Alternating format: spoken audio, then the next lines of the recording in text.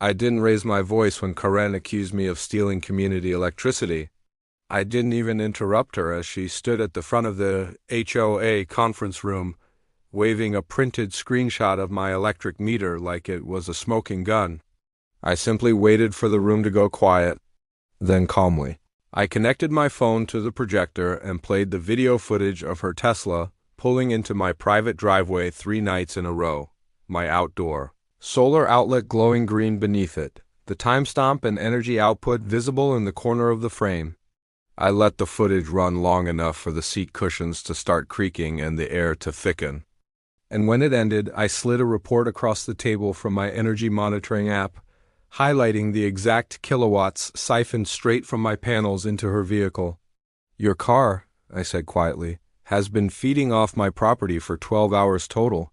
Karen's face drained in real time. Only then did I begin the story properly. Before any of this, my life was intentionally small and quiet. That was the entire point when I bought the house. It sat on the corner of a quiet cul-de-sac, backed by a stretch of undeveloped land the county had long forgotten to build on. I worked remotely as a systems analyst. My mornings were defined by the slow hum of coffee brewing and the low rustle of oak leaves brushing against my bedroom window. Installing solar panels had been a purely practical choice. We lived in a state that rewarded renewable energy, and I liked the idea of not depending on an already overburdened grid. My wife liked the lower bills. The HOA, at the time, barely acknowledged our existence. We didn't attend the neighborhood cookouts. We smiled politely, returned friendly nods, and kept to ourselves. I thought that was what everyone wanted. Privacy, quiet, boundaries. It wasn't until Karen became HOA president that boundaries became a problem for her. It started with a polite but strangely worded email. "We've received reports that your external power source may be considered a shared access feature, and therefore subject to community use during emergencies." I reread that sentence several times, convinced it must be a misunderstanding. My external outlet wasn't a feature. It was connected solely to my solar array, installed with a licensed contractor and inspected by the city. It was as private as my kitchen light switch. I responded carefully, attaching a copy of my permit and the relevant section of the bylaws. Article 6, Section CIA, Individual Utility Ownership. Karen replied 2 days later with a short message. "We look into this further." Then the late nights began. One morning, I woke up to a notification from my monitoring app. An abnormal battery drainage had occurred between 1:08 a.m. and 4:41 a.m. I assumed it was a glitch until I checked the security footage. That's when I saw the car. A white Tesla, silently nosing its way into my driveway, plugging into my outlet like it belonged there. Karen's Tesla. I didn't accuse her. Not yet. I sent another polite email to the HOA board with screenshots, blurred for privacy, and asked if there had been confusion. About outlet access, Karen responded directly this time.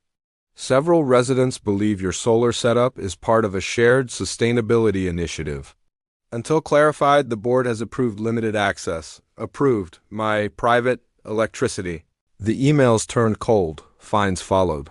First for restricted access to community sustainability resources, then another for failure to cooperate. They began citing sections of bylaws that no longer even existed, sections removed in amendments made over a decade earlier.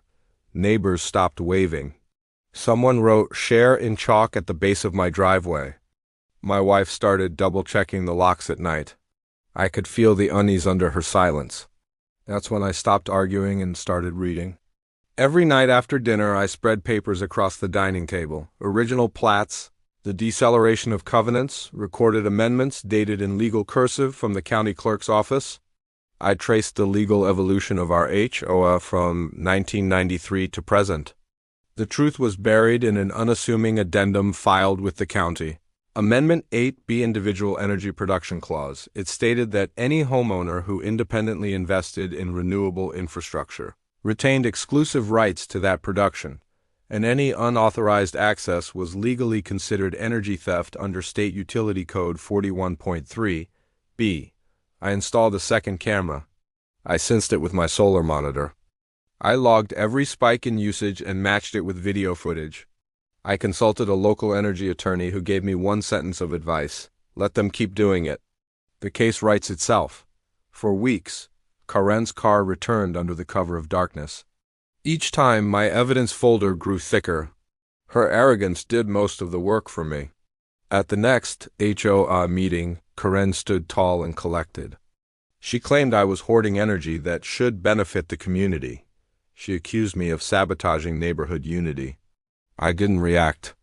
I just walked to the front of the room and handed out copies of the documents she didn't know existed: the amendment, the statute, the recorded footage timeline. The energy conversion data? Then I played the video. No music, no drama. Just truth illuminated under fluorescent lights. I explained, calmly, that what she had been doing didn't qualify as a misunderstanding. By law, it qualified as theft. Then I slid the last paper forward, a drafted civil complaint with her name typed neatly at the top. There was a moment of silence so strong I could hear the thermostat hum on the opposite wall. The HOA's attorney wouldn't even look at her. Karen resigned within 48 hours. The fines vanished. So did the chalk messages. A new board formed, this one curiously quiet and deeply respectful. 2 neighbors brought over apology cookies that tasted like shame and sugar. My driveway remains untouched now. My solar monitor hums along in perfect consistency. Peace returned the same way it left, quietly, without announcement. I don't feel triumphant. I don't feel vengeful. Just aware.